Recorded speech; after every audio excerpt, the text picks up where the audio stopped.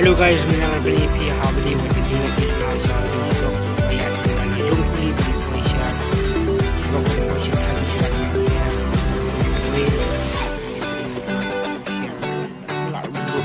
di comment section apa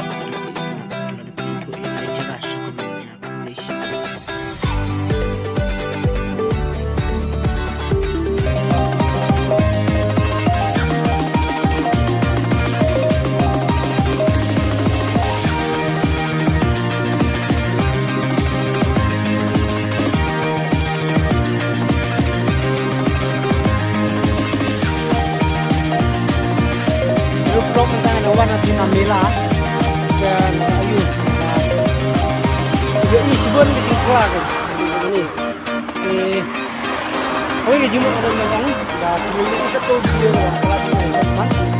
oleh pan dan dia kan senang mengalami ini sibon ini mengaji tapi ini kan senang ya sesuai dengan Resibon play kita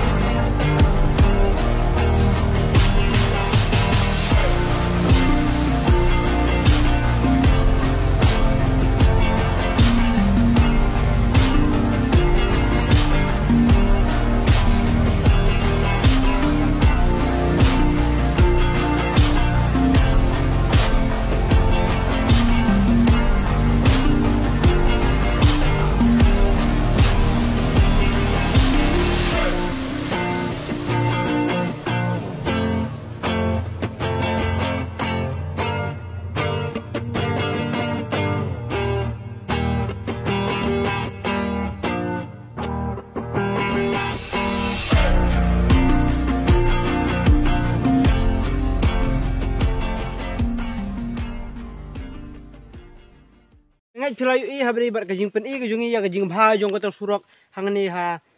kani ka jong kani ka surok pengker ka di kalat jong ka piat lang banang sinong jong huli sinong teranga terter men suaka di surok ka basne bha ni mentang wan jungok khanang sini namar ba